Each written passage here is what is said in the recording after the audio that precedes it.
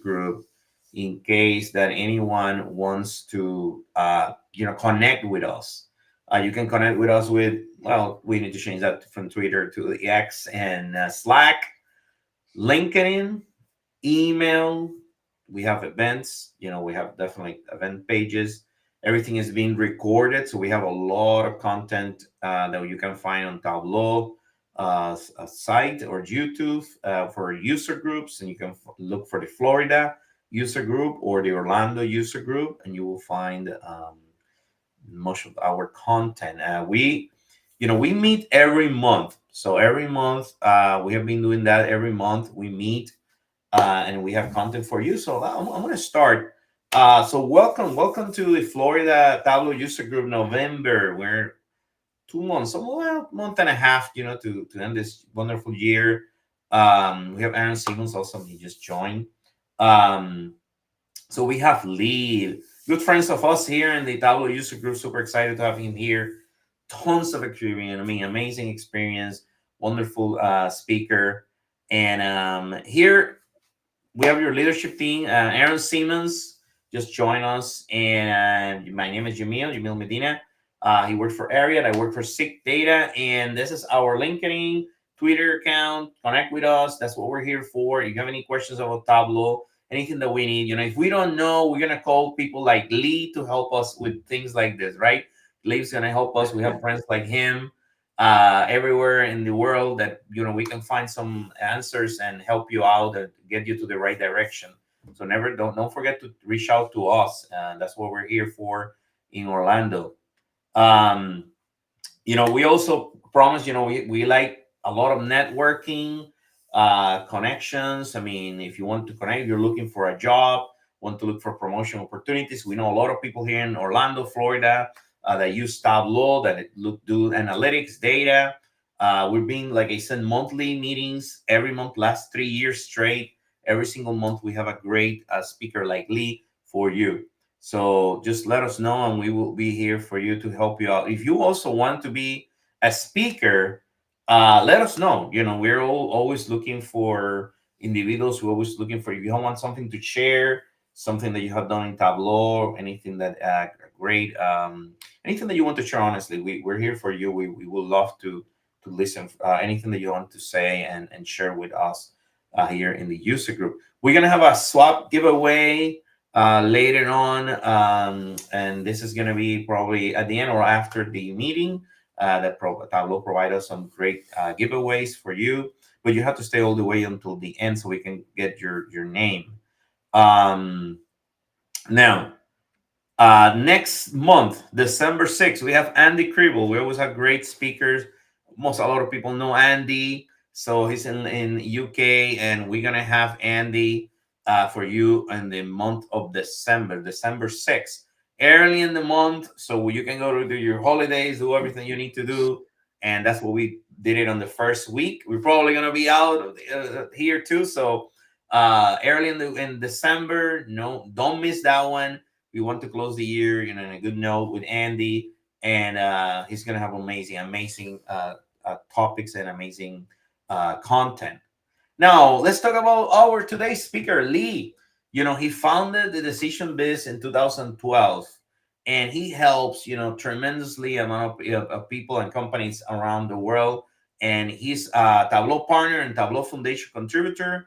He does lectures worldwide, clients. He developed the Design to Act framework, and more than 20 years of experience in data visualization. He have graduated from the Cornell University with a BS and MS in electrical engineer. And there's a little bit more there, but I just want Lee, to start giving us this wonderful content, and you have as much time as possible. So Lee, thank you for being here. I'm gonna close my screen real quick here and let you, give us some of the great content that you have for us today. Let Drop me, some knowledge on you. yeah, Yeah. So, well, thanks for the quick intro. awesome. The I have to say, as somebody who ran a couple of user groups for over 8 years, I appreciate, and I hope everybody here appreciates the effort of Emil and Aaron to have that streak of 3 years every month. It really takes a lot of work and dedication to pull that off. So I applaud you for Thank doing you. that. Thank you. It really takes that level of dedication. Let's get the screen share going. And yeah, one request as we go through this, since I'm not going to be able to see the chat, if you keep an eye on it, that'd be great. And just feel free to jump in and let me Perfect. know if anybody's posting there, and if it makes sense to just stop and have a conversation at that moment, that's fine. We don't Awesome. have to wait till the end to do that, because I really want this to be as interactive as possible, and for Awesome. everybody to be able to get something out of this that they can use. Just so you know, if I'm not in Florida, unfortunately, I'm up in central Jersey right now. It's a little bit cooler. I think it's trying to get up to about 50 degrees today. The weather folks promise that we're going to get up into I think close to 60 again this weekend, which would be nice. I don't care that it's warm during the week, but when the weekend comes, that would be great, and maybe I can get out on a bike ride. So here I am, and I just want to share something quickly that I'm really proud of myself. Proud of. My daughter happens to attend James Madison University, which actually they're doing great in football this year. They're undefeated. And back in 2021, I volunteered to help them overhaul their COVID dashboard, because as a parent, I was tracking what was going on campus, and it was pretty awful. Now, the other reason I'm bringing this up is they really just had a lot of data, like many places, right? Everybody was trying to get a handle on COVID, but they didn't really think about the message that they wanted to communicate. They didn't think about their audience, whether it was parents, it could be government, it could be students, right? There's a lot of different people who are interested in it. That's really what I want to get into today about messaging. Uh, as was mentioned, my name's Lee Feinberg, and I'm the president of Decision Viz. And our focus is really to help companies build what we call an army of trustworthy decision makers. And the focus around that is on data literacy and data storytelling, and how do you scale that inside your company. And that's enough about me. As Emil mentioned, I've been involved with Tableau for a long time. And as much as I love my family, I also love Tableau. And I've had a lot of great moments around Tableau. I'll just share a couple of them to give you a sense of my involvement. So I started Decision Viz over a decade ago. I was a very early Tableau partner. I ran the Tableau user group in New York and New Jersey for over 8 years. And I've also done a lot of work with the Tableau Foundation, which was just me donating my time and my expertise. The best memory of that was they flew me to Rome to work with the World Food Program for a week. That was pretty awesome. I also was an adjunct faculty at NYU teaching a course called Visual Analytics with Tableau. Now, the thing about data visualization is it requires being more than just good at the software. You have to be data literate. And that's really what I've been teaching for years and years, is not necessarily the software, but how do you apply it? And so I hope that today you can take away one thing, at least, hopefully more than one thing, but at least one thing you're like, boy, I could do that right away at work. That's really what I care about, that you can do something with it. All right. I'm going to cover 3 ideas today, and I think it might start making you have a different view of data visualization that goes beyond just building dashboards. Of course, that's ultimately what we do. Technically, it's called a dashboard, but I like to think about it in different ways. And for what we're doing today, it doesn't really matter if you're an advanced designer or maybe some of you are just starting out. And I think this is also going to save you a lot of time, which is really important, and have more impact. So you can do things in less time, have more impact. That's a pretty good combination.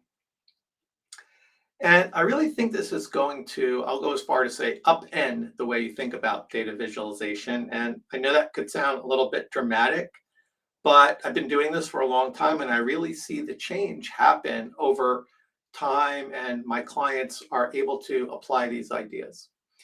Now, more important than helping their companies, it helps their careers. And I know that for many of us, that's what we really want. We've been involved with Tableau or data and analytics, and we see that as a path to improve our careers. So those three things. One, you are not in charge when it comes to analyzing visuals. That sounds a little strange. It's not exactly true. What's important is that each visual you create sends a clear and direct message into the reader's brain. We're going to get into that a little bit more. Number two, color has the ability to clarify, but it also has the ability to confuse. So we'll look at a couple of case studies and see how to transform the poor use of color into dashboards that use color to deliver a message. Number three, the goal of creating dashboards is to help conduct an analysis and answer questions. But what happens is most dashboards are set up in a way that goes directly against how the audience, how your reader, is prepared to consume the information. So with these three ideas, I don't want to sound negative. That's not my intent. What I'm going to do is show you some simple steps you can take to make sure that your visuals avoid these missteps and will have that greater impact. So this is pretty interesting. You may have seen statistics like this before. We have the ability to recognize incredibly complex patterns in literally the blink of an eye. Our brains are very powerful this way. Here's something I think will blow your mind. I'm going to give you a moment to read this.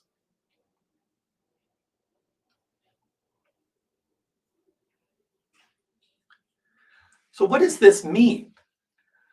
It means when you are showing information in a way that incorrectly communicates a message, or it's just confusing, it slows your reader down because your audience's brain kicks in automatically and starts to try to interpret it. You can't stop that from happening. So your brain is working in this automatic way before you're actually using that effort to think about what it means. So you have to make sure that those images align to what the brain is expecting so that it can process them faster and more correctly. And so the longer it might take the brain to decipher the meaning, what happens? The more inclined your reader might be to ignore it because they get frustrated, and maybe they just move on, which of course is not what we want. These are some of the reasons that we struggle with low engagement on our dashboards, or people aren't able to make decisions from them, or they're just like, I just want to download the data into Excel and I'll do my own analysis. These are the kinds of things we, of course, don't want to happen when we're putting the effort into actually building out all of these dashboards. So I mentioned this idea of patterns that the brain is expecting. Now, two of the most common patterns in data visualization are intensity and hue. Maybe you didn't think about them as patterns until I made this point. And the other thing is, when someone uses the term color, or maybe even right in Tableau, we have a place called color, but we're really talking about two things. One, again, is intensity. And I just want to be specific here of how they're different. So intensity represents values of information, and it could be shades of a single color like light blue to dark blue, or it could be shades between multiple colors. Sometimes this is called a gradient. And the other term for color is hue, and that's unique single colors like blue, green, orange, red. And that's really represented by categories of information, or in Tableau, you could think of it as the dimension. And the reason I'm focusing on these two patterns is because they're commonly used and they're probably the most misused. So if we can get a little bit better understanding of how they work, that's going to help us all. Now, when I say abuse, here's what I mean. An example would be when you use too many gradients or hues on your page, or maybe even in one chart. And so nothing really stands out, and it's hard to know what's important, right? That's part of the goal of visualization, isn't just to make a chart, but we want to help people understand what do they need to get out of this chart, or maybe a combination of charts on a dashboard. Another abuse is using the same hue or gradient to represent more than one thing. So this confuses the brain because let's say they see blue in two places. Your brain kind of thinks, oh, they're supposed to be related or the same thing, but they're not. So then it starts to, again, slow your thinking down, and it can be very confusing. The third is just using color when it's not needed. Again, this will confuse people because they see color, your brain thinks, oh, there's some meaning behind it. So it's trying to figure it out, but usually it's just there maybe to make something look pretty rather than having some useful value to interpreting and driving insights. Now, I'm sure you could list out a whole bunch of other problems that you've seen, but we don't have time to get into that. And I really want to show you some practical tips on how we can deal with these problems. So here's a dashboard I happened to find out on Tableau Public. And I thought this was interesting because the author here clearly likes using the orange gradient. Now, what's interesting is there actually weren't even any color legends on here, so it's really difficult to know what's going on. You also have these green headers, you have a gray background, you've got a pie chart that's got more color to the mix. And as I already mentioned, the goal of color or of any sort is to help your message stand out. And here, the more colors you use, the brain is getting confused. It's harder for that message to come out. So one of the first things I do, and this can be a little controversial with any kind of dashboard when I'm thinking about how to improve it, I usually take out the background color. So if you're using a colored background, I recommend doing these two things. First, see how it looks as a white background. The brain prefers to have a lot of white space when it's looking at a series of charts. Also, if the color is the same as any of the colors in your visuals, that's another reason to remove it, or at least to change the background colors. You see a lot of times there might be blues or oranges or who knows, browns, and then you're also using those same colors in the visuals, and it can be a little bit of a conflict. So just do these two steps again to see what it might look like with white or just getting rid of that background color. Now here I added the color legends, and once I did that, I said, wow, there's a big problem here. What's going on is you can see that the same gradient range, this kind of light orange to dark orange, are used to represent this value of amount expended on multiple charts, but the ranges are all different. So that means if I see, say, a medium orange on all of these different charts, it can mean something completely different. So you can't really use it for making decisions. It's almost impossible. And also some of those shades of orange are used on the pie chart. So again, what does that really mean? Are they related or not?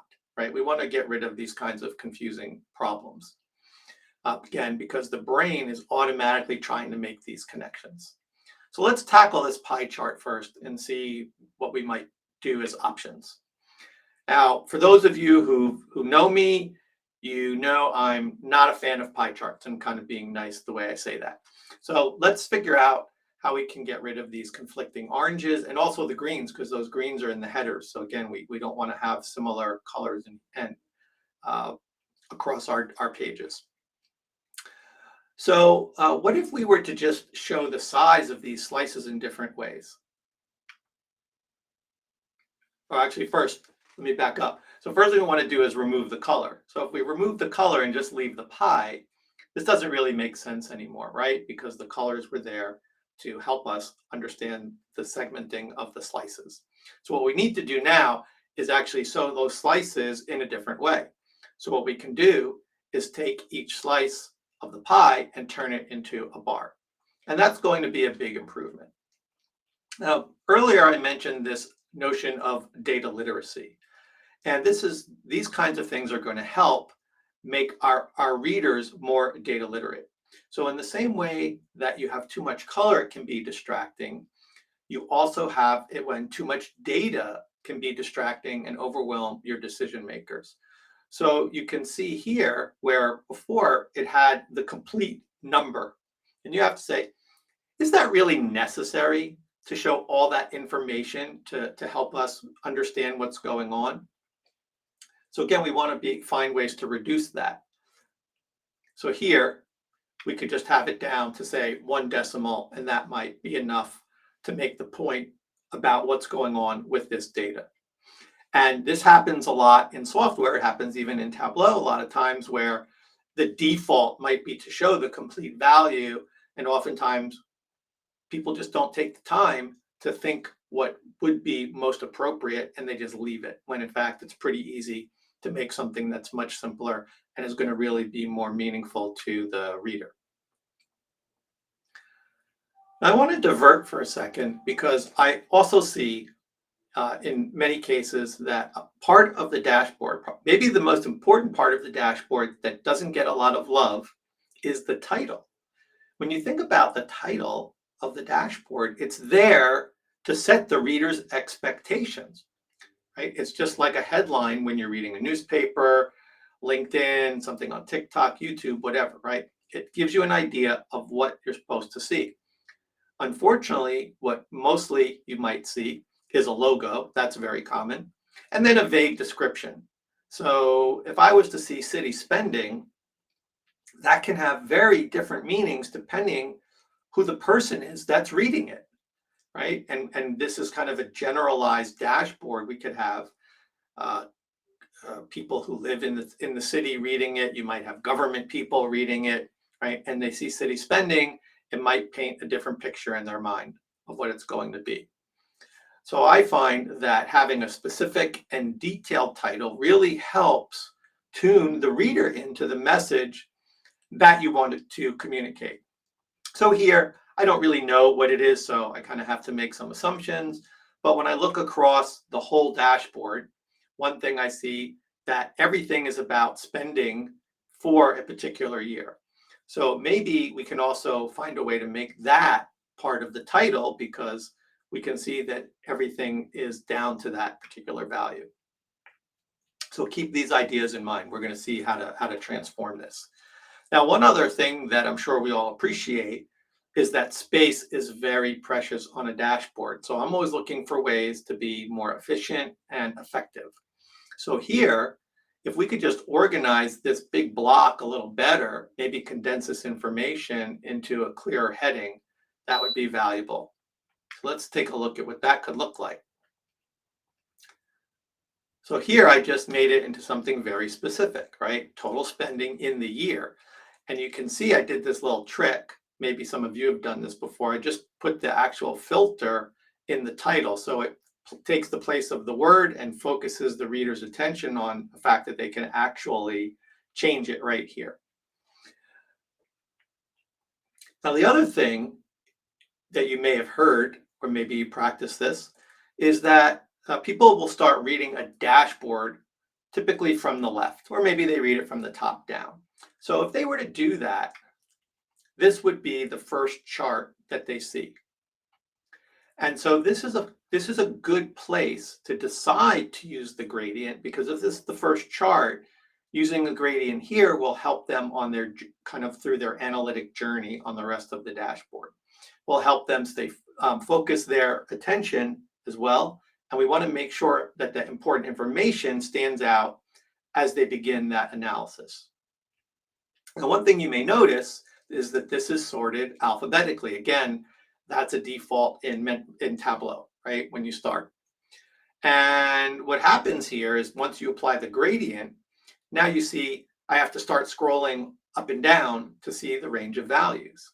So one of the first things you want to do with something like this is to sort high to low or low to high. In this case, we'll sort from high to low.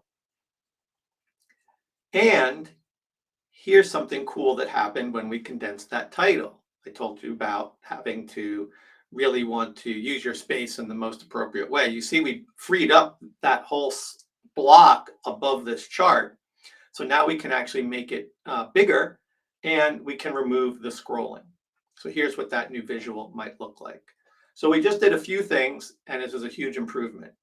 It's really important to try to enable seeing all the information at a glance when someone's trying to understand what's going on. If you have to scroll up and down, I'm sure you've experienced this, right? You see something and then you scroll and you forgot what you saw before, and there's all this back and forth. It can make it really difficult to start putting all the pieces together. Now, here's the pie chart we already looked at, and we changed that into a bar chart so we can slot that right in. And again, we freed up a lot of space by turning that pie chart into a bar chart. I'm sure you've all seen this, right? The pie chart is really kind of hard to control. You end up with a lot of space on the sides or above it. That's why bar charts are also good here. It gives us a little bit more flexibility.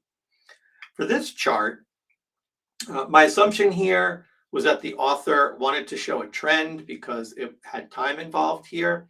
Typically, that's going to be better as a line chart. And again, that's going to take up a lot less space. You can kind of see where this is going. We're cleaning this up and creating a lot more area to work with. Now, for these last two charts, we can't use that same orange gradient, right? Because the ranges are different. We talked about that earlier. And in this case, I felt that bar charts were going to be a lot simpler to get the job done. The first one was already sorted high to low, which was great. And it seemed that the last one was sorted in some very specific order, so I just left that one alone. So let's keep working on this one. So you can start to see that this is very, very different than the one we started with. I also finished this up by simplifying the titles and removing that green background, unbolding the text. And I decided to use the blue from the logo in the titles just to give it a little bit of a different look. So this is just one way that we could transform this. There's many other ones, but I feel that this one gives you a clearer and a more complete view of the data, and it does it in the exact same amount of space. I didn't have to make the dashboard taller. I didn't have to make it wider, things like that. So if you like this, you can use if there's some reaction emojis there, or put it in the chat, give a thumbs up or a smiley face. Now, there's one more step here that will really give your dashboard a boost. We already talked about this idea, how the dashboard title should be a single unifying idea. And it's the same thing for each chart. Each visual must have a single idea that engages the reader. And also, each visual should be part of the whole analysis. So it has to be clear what role it contributes. Each part of the dashboard, each chart, has to connect back up to the title.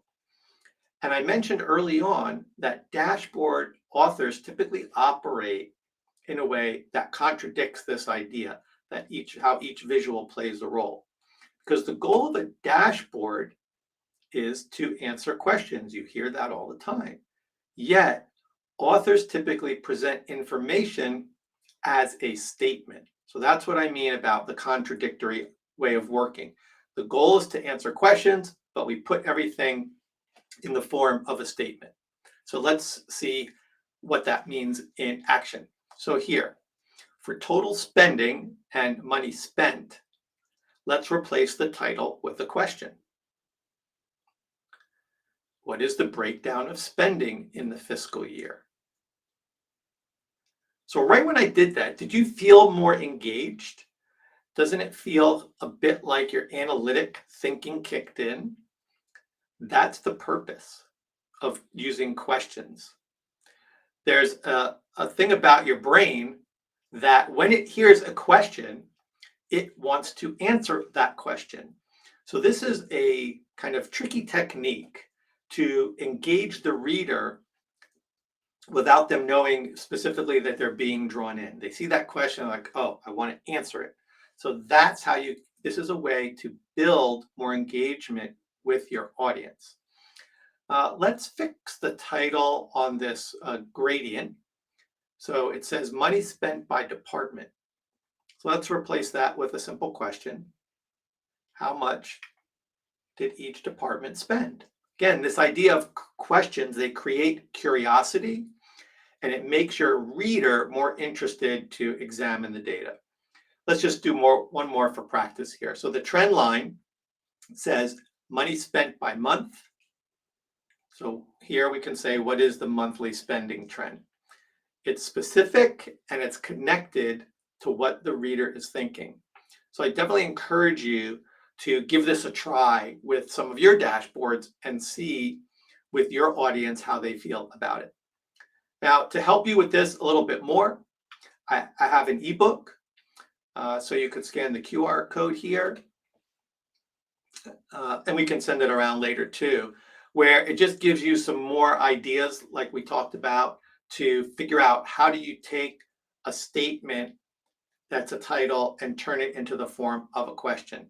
This can also be a good thing for something like ChatGPT, where you could put your statement in and say, give me five responses in the form of a question if you're not necessarily able to think of that yourself. Let's do another example here. I always like doing case studies so we can be real specific. So this was some kind of survey that was taken. And the first thing that probably stands out is that they're using the same colors to represent 4 completely different sets of information. So that's, again, something you definitely want to avoid, because now I look at this and I'm thinking, oh, all of these blues are related, except they're not. And this really raises the confusion, and it's done because the author didn't realize that, and we can definitely take this in a much better direction. Now, as we said, color, and we all know this, colors are very powerful, but you have to really be purposeful with the ones you choose and how they work with others in the design. And here, my gut just said this author was probably trying to make the dashboard look cool because they use pie charts and bar charts, which are pretty common, but then they use this tree map and this bubble chart. And when I see things like that, that's always a signal that, hey, I probably could have chosen something else, but they went with something that looked fancier because they wanted to, they thought it was going to make everything look cool or better. And the goal is not to look cool. The goal is to be effective at getting your message across. So let's do that. So let's tackle the pie chart. We already know one simple way to do that is just to turn it into a bar chart. We already did that. On this bar chart, I look at this first and I said, oh, I have a light blue and a dark blue. And it made me think that this was using intensity, or we say a gradient. But we know that that can only be used for values or measures. But here, it's using it for upstream and downstream, which are really categories of information. So when you do that, you really should be using hue, which it is, you could say, but you should try to make them more distinct and unique, and then it would be obvious that that was what was going on. So here I just chose red and kept that same blue. This bubble chart is really like a pie chart, but instead of size being on the slices, the size is used for the bubbles. So we could actually make that into a bar chart as well. Now here's the really interesting thing, at least I thought so. This tree map is about geographic information, so maybe we could just make it into a map. All right. Now let's talk about this one a little bit more. So the key here is that when you start to understand the language of visualization, which is kind of this idea of color is really 2 things, intensity and hue, and there's other patterns that go along with that, it's much more straightforward to create this kind of visual, because it's not just about operating Tableau, that you actually understand how all these pieces work together. And this is a much simpler version that uses color to highlight the data rather than just having color on everything. And remember, when I say color, I'm really talking about two things. One is the gradient, and that's to measure, that's different shades of a single color or multiple colors, and you use that for measures. And then you have hue, which is unique single colors, and you use that to represent categories of information, or in Tableau, that would be a dimension. The goal here is to make something stand out. When you start to use hue and intensity to make your page look pretty, that's usually when the trouble begins. So you can also see that I like to use neutral colors like this gray when you're not really trying to differentiate any of the data. You can just make it something like a gray. I've even seen black. You could even make it with just a border and make it filled in with white. As long as you're not trying to make something stand out, don't start adding anything to it. Now, one thing you might have noticed on that original dashboard, especially because I spent a lot of time talking about it before, is it didn't have a title. So now maybe this page was part of a bigger presentation where everybody knew the context, but what if that page was just sent around separately? It might create, again, a lot of confusion and uncertainty. So I just made a title, and I think it's pretty straightforward, and you try to be specific and clear as possible. Let's do the same thing for a couple of the titles of these individual charts. So instead of respondents by revenue, which is kind of a mouthful, what is the revenue distribution? Again, you want to be specific. And for the map, instead of respondents by regional cluster, where are executives located, sounds a lot better. So let's just recap, and then we'll have some time for Q&A. So we covered 3 ideas today, and I hope that one of them kind of stuck with you and that you can put it into action on something that you're working on. And I say, don't worry about getting this perfect, right? That's not what this is about. One of the great things about Tableau is that you can do something, you can show it and then show it to somebody, and then you can make quick improvements if it's not exactly resonating with them. So number 1, help your reader's brain tune in. Keep your audience in mind, and how do you engage them? How do you make sure that they are focused? The second is actually using color to focus attention. Use it where you want to make a point, not to make everything look pretty or just to change it up because you think it looks boring. And the third, probably the most powerful idea, is using questions to create engagement. Your reader is automatically drawn in to wanting to know more. And when they do that, make sure that that visual reflects against that title and gives that message a clear meaning.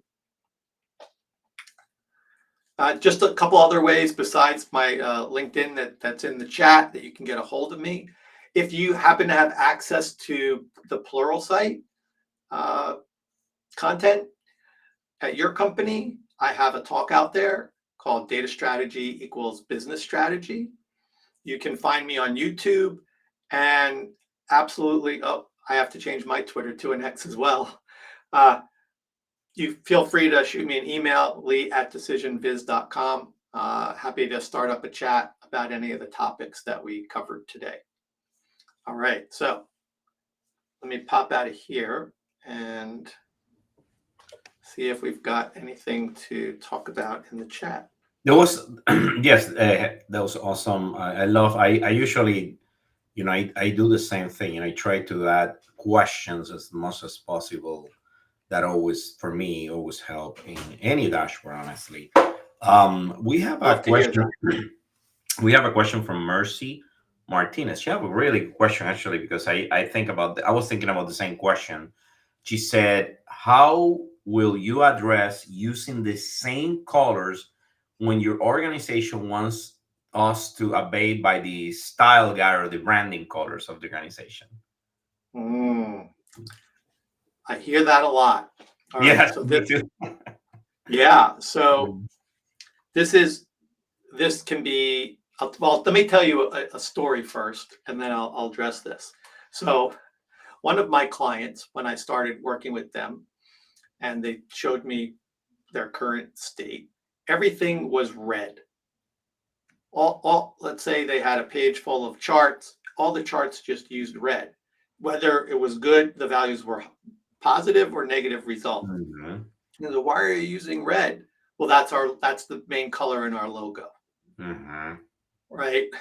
And it's kind of that problem where they and sometimes it's not even the company saying use our brand guidelines. It's just people like, well, I'm just going to do that, right? Oh, well, I just want to use our corporate colors, and so they here's the thing, and I'm going to answer your question, right? Your logo and your brand guidelines were designed for different reasons. They were designed for evoking, a certain message about the company. It was designed to represent maybe values, whatever, right? And some of those might even be uh, have set up for doing things in print, in collateral. Some of them might be specific for a website, which is really Tableau is really just showing something as a website. So they're mostly designed for different reasons. And so when companies say, we'll use our brand guidelines or our brand book, right? It's almost like you're force fitting those colors and sometimes their gradients into doing a visualization when they may not actually be appropriate for visualization. So that's the first part of my answer is they're trying to force fit it in, which is not a good idea. You might be lucky that maybe some of them work well. So what I recommend, and actually this is part of my design to act framework, is one of the things is you have to have certain policies in place. And when I say policy, this is one of them, like a visual policy, and there's several visual policies. One happens to tackle this issue about color. So you want to work with maybe your communications department, the same one that created the brand book. Say, look, that doesn't work. Let's create something for our visuals. And that way you will also have consistency across the company. So that's how I suggest going about it. Thank you. Does that Yeah. address your question? Yeah. I think so. I think that you need to find a way that they understand that this is not red cannot be on positive or everywhere, right? Like, and Yeah. it happened to me actually. I was working with a client which also had red in the logo. It was only black and red, and they wanted to put a red everywhere. So it was like, okay, this makes no sense. So it's hard. And they don't know better either, right? I think Mhm, that's part of the challenge. Going back to this idea of data literacy, mhm, it's either up to the author to just make a choice about what they do, uh, or the organization doesn't really. They say, "Oh, we have the brand book. Let's just use that," and there's really no thought about visualization. It's just like, oh, it's just color, right? But that's mhm, certainly not true, right? There's mhm. implications to that. Yes. And Aaron, is there any other question in the chat, or do you have any questions, Aaron? Not sure if. Hey, can you hear me? Yes. Lee, loved it. I just put into the chat that because a brand has color guidelines doesn't mean you have to throw all those colors in all over the place. Use it sparingly if you need to. Um, mute the other colors so it's not overwhelming. But every company I've ever been with, they don't have like a dashboard or report color guidelines. So you as the expert should lead that conversation. And to your point, it's not best practice to throw lots of colors and all the branding you can on a dashboard. Um, but most people don't know what's good and what's bad. They just that's what they've always had. A lot of people are coming from Excel, so all they know is black, red, and green because that's all of their spreadsheets. So definitely, I just wanted to point out that I agreed with everything you're talking about here. I loved it. Yeah, it's again, it kind of goes back to it's not as much about the software. I almost think of Tableau as like a visual word processor. If you don't understand the language behind visualization and the rules and the structures, and there's certainly a lot more than what I covered here. How do you write well? How can anybody be expected to write well? Just because I know how to operate Microsoft Word, if I know all the features and functions, it doesn't mean that I'm going to be able to write a good story. If I don't know English or my native language, right? Just knowing how to use the software doesn't mean anything. And it's kind of this, it's pretty much the same with Tableau.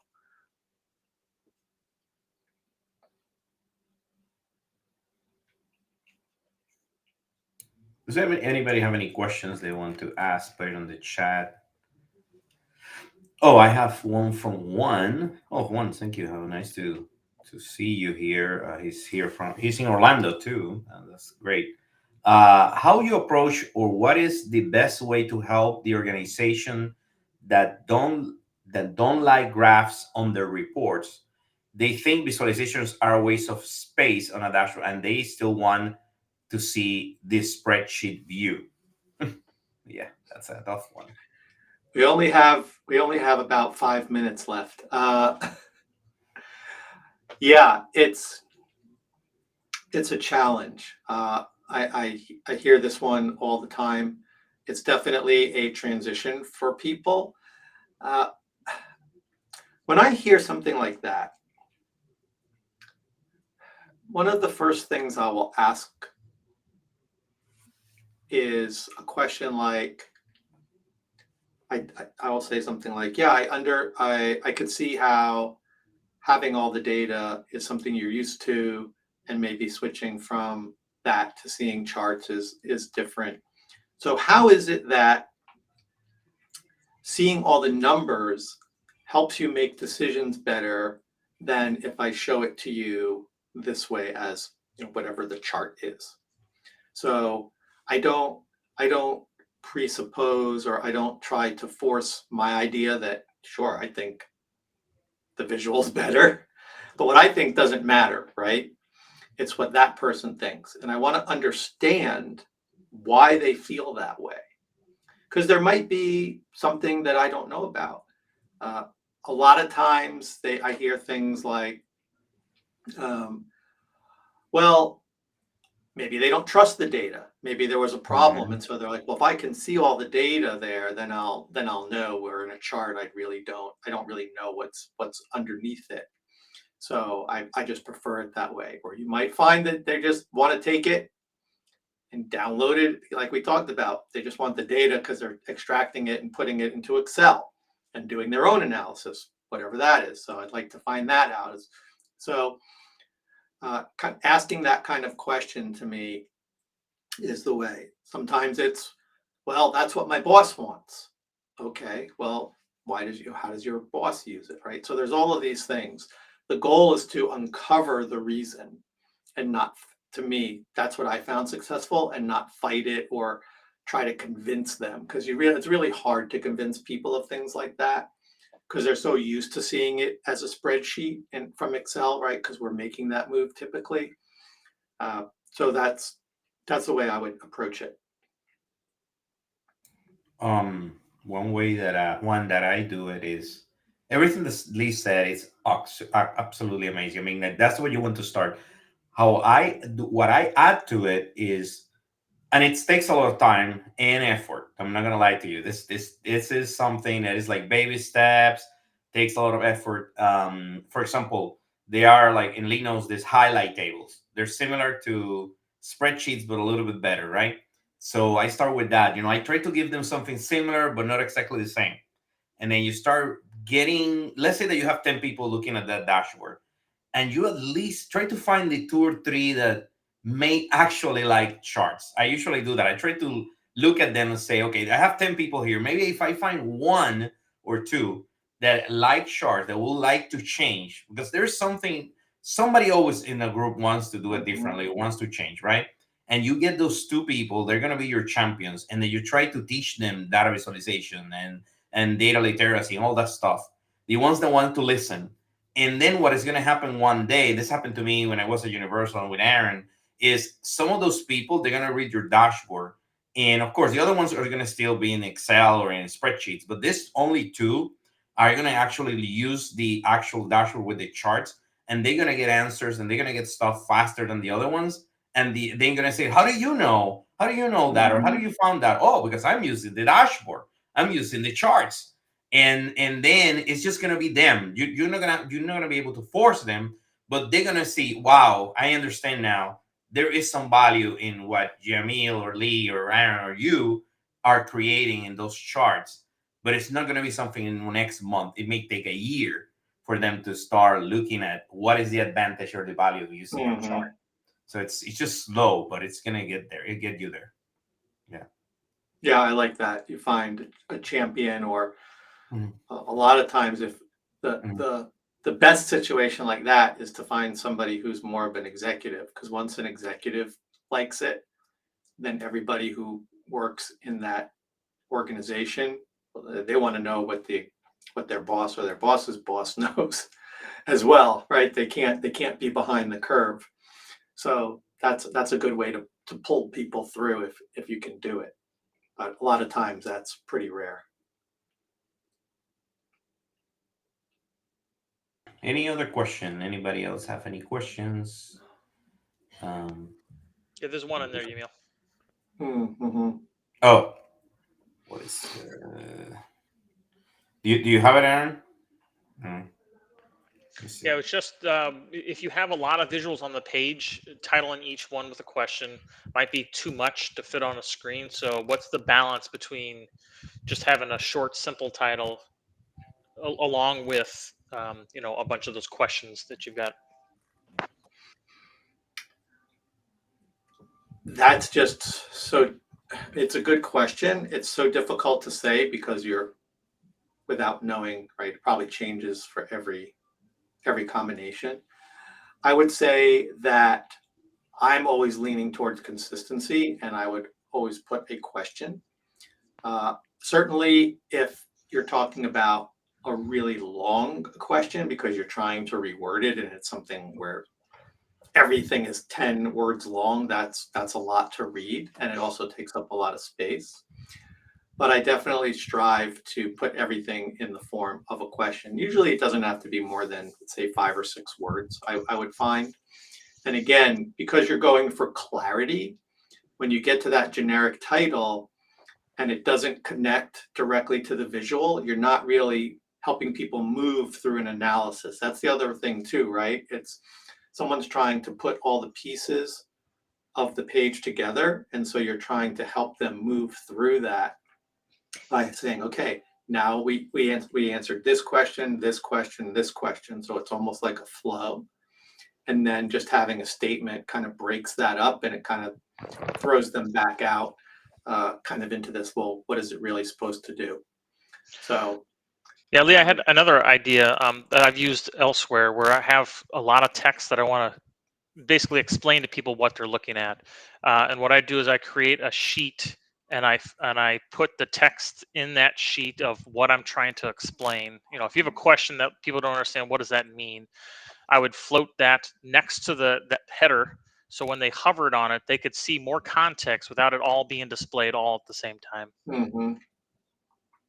Yeah, it's like you're creating a separate like little help button Yeah, because there's a deeper explanation under it. Yeah, in yeah, fact, you might help people, especially if this is, say, sometimes it's new data that you're showing them or data they just haven't seen before because it wasn't enabled. And so they don't necessarily even understand how to use it, right? Just because you show it to them, it could look amazing. That doesn't mean someone's going to know, oh, this is yeah, how I use it to figure something out. yeah. And so having that explanation, like, oh, well, when you when you look at this chart, and this is, I'm assuming it's something like this, right? Hey, when you look at this chart, what you want to find is when something does this, or this value goes up, and when it does, it means this, right? And it relates to something else on this page in this way. So you're helping them make use of it. I always say there's two important things to remember, is that people who are reading your dashboards are typically not analysts, which is as we know, it's a real skill to be an analyst. Also, those people are not necessarily analytical, meaning they just don't think like an analyst. They don't think about numbers or how to put them together or what those relationships are, right? We just think, oh, we're going to make a dashboard, put all the data on it, someone's going to read it, and boy, they're going to figure out everything they need to be able to use it, and that's not the case. So you really have to keep those things in mind when you're putting a story together about your data. Yeah, one follow-up last question that I have for you, Lee, along the same line is, do you, when you create your dashboards, do you set it to a default size? So, for example, I set most of mine to PowerPoint size so that if they needed to take a screenshot of it or export it, they could put it in a slide deck and present it that way. But sometimes, to the question that we had, if you have too much on a page and you can't fit it to that size, do you expand your dashboard, up and down or left and right, so that you can get all those question header titles on there, or all of your information you need? So the first part is it depends on the client. A lot of times I just do it to kind of like the default monitor size. What is it, like 1366, 768, something like that. Just because if you start making it too big, then if you're looking at it on a laptop, it gets difficult. Yeah. Not everybody has a big monitor, especially if they're working remote. They're in a Starbucks. You want to make it easy for them. The second part is if you have too much on the dashboard. Again, think about this almost like chapters in a story. Like if you were writing a story, you want to put pieces together. If you have so much on a page, maybe that's saying, oh, maybe I need a second page to the story, and I have to take some of that information and move it so that I don't try to put everything on one page. Because one, you're probably going to run into issues, like you said, with space, where either I can't fit it, or now I'm forced to maybe condense some of the other charts on the page, and you really want to give your data space to breathe. If you try to push it down too small, it might become difficult to really distinguish the important elements of it. So think about, okay, my title on the page, here's the pieces that fit. Now I have too much. Maybe those pieces are part of a second chapter. What's the title? It could even be the same title. It could be like, continued. You're continuing the story. Or maybe it's a completely separate title that represents grouping that information together. So probably more than 3 or 4 on a page starts to get to be a lot. I don't say, oh, I'm just going to keep making it bigger and bigger just so I can fit everything on. I think that's kind of a dangerous approach to take on.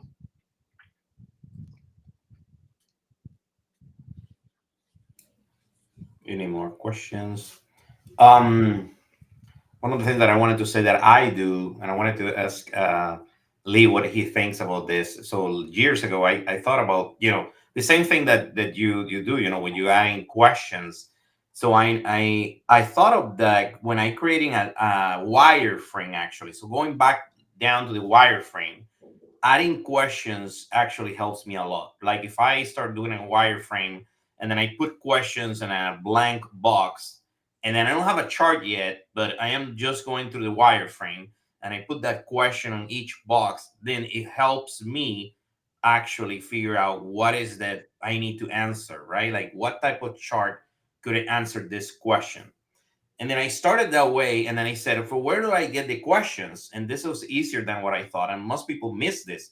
Well, the questions could be from the requirements of the dashboard. So when somebody tells you all the requirements of what they want to see in the dashboard, I actually use some of those requirements and I use them as questions in the dashboard. So easier than what I thought, when I was trying to do that. Because somebody will give you some type of requirements when you start a project, right? So if you try to use some of those questions, they will actually remember those questions or realize, oh, those are the questions that I gave Lee or Jamil around to create a dashboard. So it's actually easier than what we think, something like that. Yeah, and in fact, the way I work with clients is similar to what you described. So here we were deconstructing something that existed and trying to just make it clearer, right? Rather than kind of ripping it all down and starting from scratch. That's the way I always recommend people to do this work when you're trying to build, data literacy and build engagement and organization. You don't necessarily have to take all your dashboards and start over again. There's some of these steps you can use. But when you're starting from nothing, when you have a new product that you're building, that's how you want to go. You want to start with the questions, however you get to what those questions are. There's different ways to come up with them. And then you decide how to best represent that visually. And it might actually take a combination of different charts to answer a single question. It doesn't always have to be one-to-one either. And I have a catchphrase for that. And it's this idea I call intent before content. Unless I know what the point is, right? The intent, what the message is, I can't figure out the content, which is the chart and the data, right? So I might think about, oh, what's the chart? And then I think about well, how do I get the data? Do I have it? Do I have it in the right form? Things like that. Usually it's the opposite. Get the data, make the chart, put a title. So kind of flip it around in the model that I use with clients that fall into this whole thing I call design to act. Thank you. There are no more Yeah. questions, Aaron. Nope, that's all I got. Great. Well, awesome discussion afterwards. I'm glad we kind of bubbled up some of these points because they're really important. Well, everyone, I think that's all for today. Really thanks, Lee, Aaron, and everybody that it's still here. I think, Aaron, you said that there's some winners somewhere. Yep, I drew it. It's in the chat there. I'll reach out to them individually. Awesome. Thank you for everybody Thanks for having me. Yeah, thank you, Lee. I really appreciate it. More than welcome to be here next year if you want to. We're here, open doors, like always, and also content, and we definitely learn a lot. And this is recorded, so there's gonna be available if anybody needs that or want to share with friends or teammates in your company. And thank you so much, everybody, and have a wonderful Thanksgiving next week. Wonderful Thanksgiving, and hopefully everybody got some days off. We all need some days off, so hope to see you again next month on December 6th. And the Kriebel, please start registering for that. And yeah, thank you so much. Have a wonderful day, wonderful weekend. Thanks, Lee. Right. Thank So you. long. Bye. See you guys. Bye.